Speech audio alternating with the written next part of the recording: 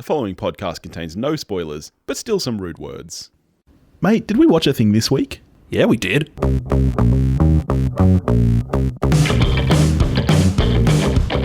Hello, welcome to We Watched a Thing, where we watched a thing at the movies.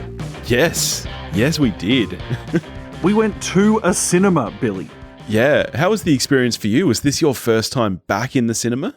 Second time back, a few days ago, I got to a retro screening of Heat, which was just the fucking best. Yeah, that would have been pretty great. Yeah, it was nice being back in the cinema. My wife and I did this one in gold class. So, you know, we got some drinks, got some chicken tendies going. It was a good night. It was a good night. Yeah, nice one. It does feel good to be back. I'm just a shout out to all of our friends all around the world where you still can't get to the movies. We hope that you're all doing okay, and just stay safe. Stay safe. A movie's not worth your life. No. Maybe for some film bros, a Christopher Nolan film comes close, but it's still not worth your life. That's right. Today we are, as a special episode, talking about Tenet, of which we were lucky enough to get to advanced screenings of this weekend. The film that was, quote-unquote, going to save the cinema industry. Is it worth risking your life for?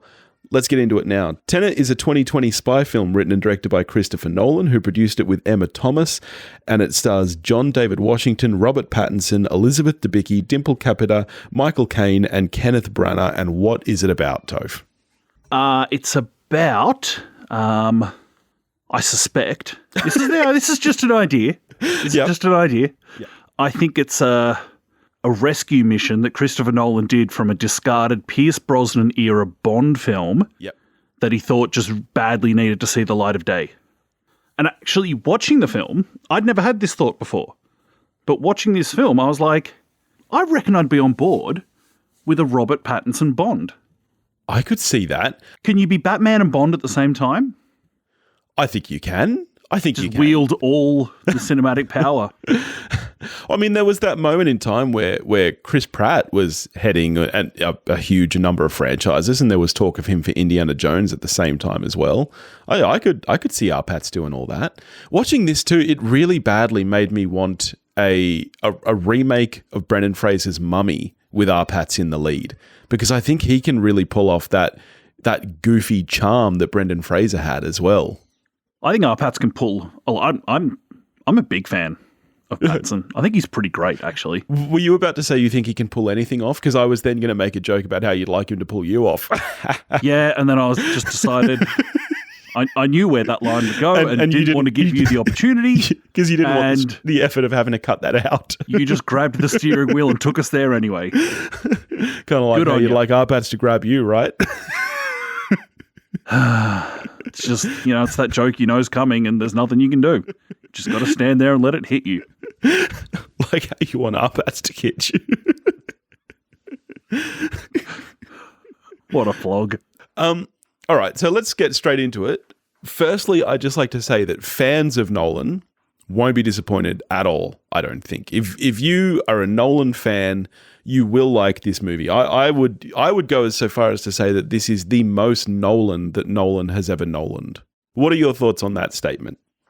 To a degree, I certainly agree. And I think you're talking about Nolan fans that have a certain fervor for the filmmaker that I don't have. I really like Chris Nolan films. Yeah. I think he is an exceptionally gifted filmmaker.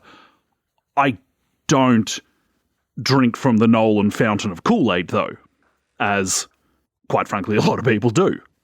I'm right there with you. I have enjoyed many of Nolan's work. I have also found some of them to be flawed and not necessarily to my taste.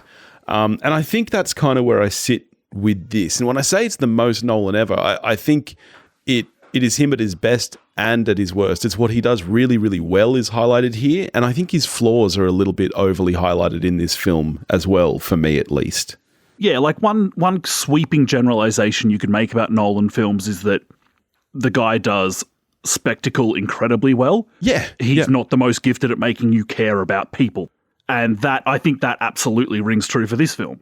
Yeah. And I think for me, I really think that Nolan should maybe think about not writing a film, because I think what he does incredibly well, as you say, is coming up with high concept action set pieces. And he's really, really good at executing these. And he's really good at coming up with these big set pieces. But for me, what doesn't work is what's in between all that. What ties those set pieces together? What does the film actually have to say? And most importantly for me, really highlighted in this film is dialogue. I don't think the dialogue in this film... I don't think there's a single line in this film that's spoken that isn't exposition. Like, everything is purely there to explain the story, not even necessarily to move it forward. Like, there's a lot of lines that are just there explaining what is happening as it is happening. And there's a reason that John David Washington's character doesn't even have a name, because it's completely irrelevant. He's not a character. He is just a protagonist. And for me, this misses some actual storytelling. Yeah, and it's like I largely agree with that. And it's I find it strange that for a guy who, in his last film, like, so much of that is just this mad flex of, I don't even need dialogue. Watch me just tell a story with the camera. Yeah. Like, the guy can do it and do it.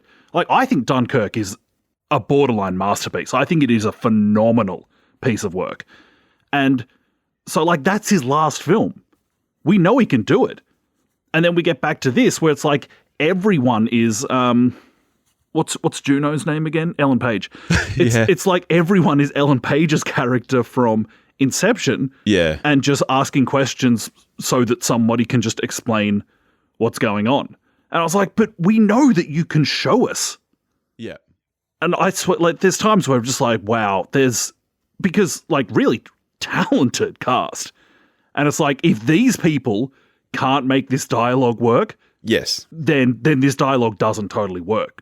Agreed. And so let's get on to the cast. I think John David Washington and Arpats in particular are fantastic. Arpats is so great in this film. I wish there was more Arpats in it. I also really liked Aaron Taylor-Johnson's screen presence.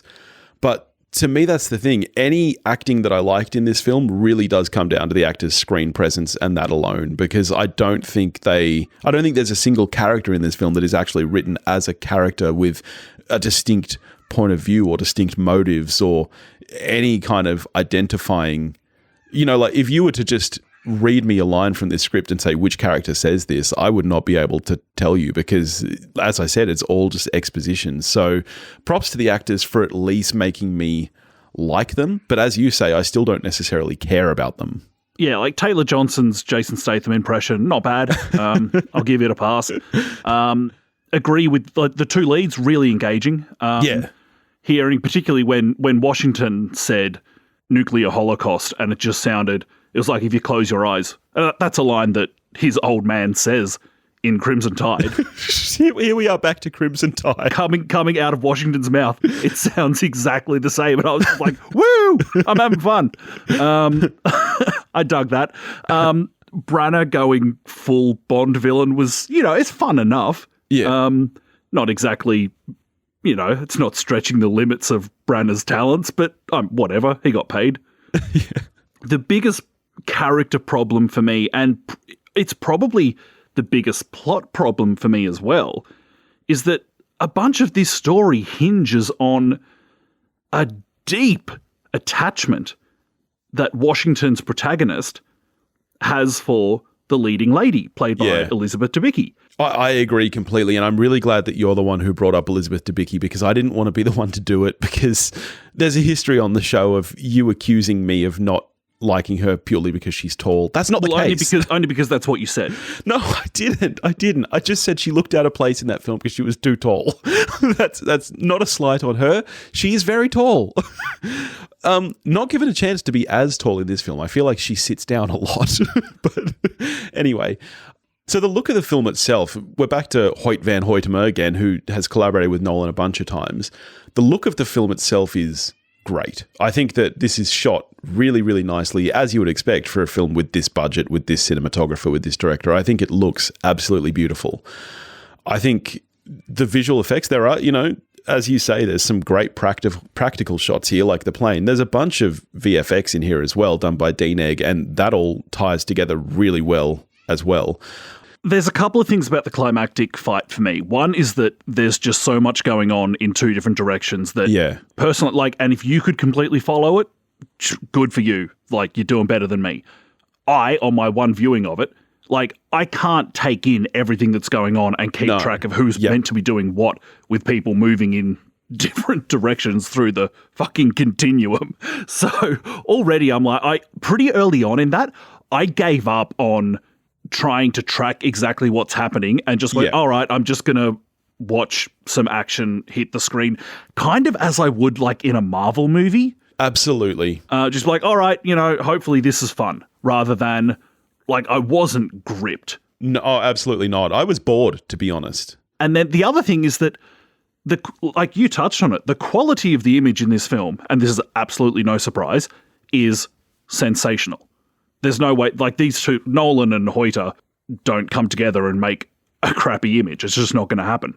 The problem for me is that so much of the action sequences are shot with the aperture of the lens, if not wide open, pretty close to. Yeah. And I'm just like, okay, this is great that, I know that the person I'm following right now is in focus, but nothing else is. And in an action sequence, I want that reference of environment around the person. Yeah. Which a lot of the time in the film, you're not given. Yeah. And like, it looks shit hot, but I'm like, okay, but where is this guy? Yeah. I was going to come to that. I think for me, there are two big issues with the production, and I think the editing is not very strong in this film. Nolan has switched to a different editor for this film, and I don't know if that's intentional, but I don't think that everything is as clear as it could be. I don't think that it's structurally very well put together, and maybe part of that is maybe it's meant to be confusing. I'd love to get to the sound if we can, which you just brought up. How did you find the mix for you? Did you have trouble hearing dialogue over the extremely loud score and sound effects? No, I didn't in my screening. Neither did I. And this is a complaint that I've seen like a huge amount online. Oh, really? The main complaint I've seen about the production of the film is the mix, and apparently it's a problem that most people have had with many Nolan films. I didn't have the problem. I was able to hear every line of dialogue, just about, I think. Weird. But on the score itself, I wasn't a huge fan. It's obviously, going very much for the Hans Zimmer sound. You would be easily forgiven for assuming that this score was done by Zimmer. Even like first sequence, the first bit of score you hear, I think sounds Zimmery in that kind of Dunkirk continuously raising but not going anywhere weird tone thing. But yes. And I don't know if this is the case. It sounds like music being played in reverse. Yes, it does. Yeah. Yeah. So, nice tie-in. Good for you. That sounded pretty cool. Ludwig Göransson did the score for this, and I do think channeling his best Zimmer, it is that kind of droning, as you say, almost unmusical, which I think is what sounds backwards about it. Your brain kind of goes, if I played this the other way around, I reckon I might pick up a melody, which I'm not doing at the moment. And I think, as you say, it's an interesting choice. For me, the problem with it is its continuity. I can't think of a single scene in this film that doesn't have score underneath it, which can work really well. For this, by the end, because it is so unmusical, I really found myself kind of just wanting to claw my ears out because I don't think a lot of it actually fits the action so much. And there are times where it works really well. There are times where the only tension I'm feeling is because of the score, and it is adding that kind of drive. But I think overall for me, I wasn't a huge fan of the score in this film. Like that the film mentions the city of Trondheim. Went to Trondheim a couple of years ago. Delightful place. Love to go back. Yeah. Well, that's good. Love the setting, like location-wise. Love the settings for the whole film. Oh, yeah, it's great. And it really was shot all over the world too. Like, and you can feel that, I think. This feels like an international spy film. And I think that to me is where it's at its strongest. I really, not only could I see Arpad's, giving Bond a turn, I could see Nolan directing a Bond film really, really well. Because the parts that are just kind of spy thriller in this film really, really work for me. What doesn't work is when it gets really kind of convoluted into this sci-fi mess, which a lot of the time doesn't play by its own rules, which is that's where I kind of get a bit over it. But I think the spy thriller stuff is really actually very well directed and has a good sense of fun to it, I think. Pattinson's in almost the, that you couldn't substitute one for the other, but it is kind of the Tom Hardy in Inception kind of role, which to this day remains my favourite Tom Hardy role. I absolutely adore him in Inception. Yeah, I really do think Pattinson is a delight in this film, right up until like his last scene where I'm just like, whatever. But that's kind of just, again, the film. As soon as the film wants me to care about a human, talking peak Nolan here. Yeah. As soon as it wants me to care about a person, nah, not really. I think the thing for me is that, and this is going to sound crazy because Nolan is known for his originality, I think we're at the point now where almost nothing about this movie feels original to me because it is so Nolan. It's like we reached that point with Shyamalan where, you think of The Sixth Sense and then Unbreakable and you're like, wow, this guy is doing some brave and bold and interesting things. And then he became so Shyamalan'd up himself that it almost became a parody. And that is sadly where I kind of feel like this film feels like it's a spiritual sequel to, say, Inception to me. I think it's a lot more straightforward than that. But I almost felt like, yeah, okay, this feels like a Nolan movie. It didn't feel original in its execution or in its... Did you feel the same thing, or am I just being a bit overly harsh? You might be being overly harsh. Like, Inception is several films ago, and 10 years ago at this point. Yeah. And, his last film dealt with nothing fantastical. It was very much rooted in reality. Yeah. So if he's going to do this once every 10 years, I'm fine with it. Yeah, just sadly to me, I didn't really feel that originality in the film. It just felt like a bit of a blockbuster, an action blockbuster to me, when I think what you're expecting is to be wowed, and I just didn't really feel that. Do you think this is the film to save cinemas? We've seen that reviews, I mean, it's early days. The embargo just lifted, a mere 24 hours ago. We've seen that reviews have been middling at this point, positive to middling, like not, I haven't seen any scathing reviews, mostly just kind of the same things we've brought up. Do you think that in a non-COVID world, this would have performed as hoped? Like, this is a really, really expensive film. Entirely dependent on how closely does word of mouth catch up with people seeing it. Yeah. Because, like you said, the reception to this film, and I think we're probably both in this boat as well, is lukewarm. Yeah. I'm by no means would I tell anyone not to see the film, but to your point, if this is what you're hinging your hopes on, rescuing the theatre industry, and that's not the film's fault. The film was always meant to come out when it was meant to come out, and then, of course, 2020 happened. So none of this is the film's fault, and we've probably all to some degree subconsciously placed an extra layer of expectation on this film, which is not the film's fault. Well, actually, I'm going to go ahead and say it is. I don't know if we subconsciously have done this. Christopher Nolan himself has done this. He is the one who has touted this film as being the one to save the cinema industry. He's the one who insisted on the studio, continuing to set release dates because he wanted it to be this big release, because he kind of did a little bit of the Chris Martin. When Chris Martin from Coldplay writes a song and he comes out and he goes, "This is the greatest song that's ever been written." I feel like Nolan has done a little bit of that with this film. He's the one who's raised our expectations. Okay, I never read or heard Nolan say, like, obviously I'm aware of Nolan saying, no, this is not going to premium VOD. My movies are theatrical movies, and I love him for that, actually. Yeah. But the movie's just carrying this extra weight, which for me, it can't bear. Yeah. Because it's not The Godfather. Yeah.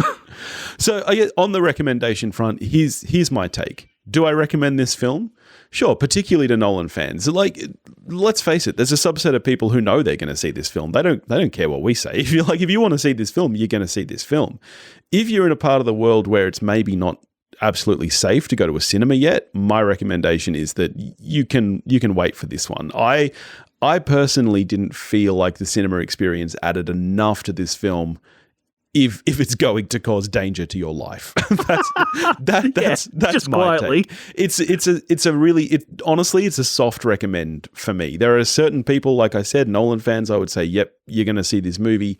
For the most part, I wouldn't say I'm strongly recommending this, though. I think it's fine. I think it's in the lower half of Nolan's filmography, and it's fine. Yeah. I got to say, you know what's grown on me more and more is Interstellar. Like, I actually think that movie is a little bit underrated, and I guess not underrated because that one is much more divisive. People seem to either really, really love or really, really hate this film. It's less of the kind of middling. But yeah, that's really grown on me. I think that's right up there for me in terms of Nolan. It's Dunkirk for me that just grows in my estimation. Yeah, look, and I got to say, that's the thing that I love about Nolan is that he does make bold, interesting choices, and sometimes they work and sometimes they don't. And it's very subjective because for me, I didn't personally love Dunkirk. So more power to him, though. And I agree with you. I like props to him for not letting this go to VOD. Like, as a creative, you should have more of a say in how things happen when it's related to your work. So got on him for sticking by it. All right. So how are you scoring it then? I'm a 6 out of 10. I had a pretty good time in the cinema. I don't think it's bad. It's got a bunch of Nolan issues, and then it's got some just straight up narrative film issues. Yeah. But not enough to make me dislike it. No, I agree. I'm a 5 out of 10. I kind of think this film is fine. To me, you brought up the MCU before, and that's kind of where this sits for me. It's an action blockbuster. It's a bit of fun, but it's not brilliant. It's fine. It kind of bums me out because like the level of execution and thought that must have gone into so many of those scenes, which I'm then just like, not really doing it for me.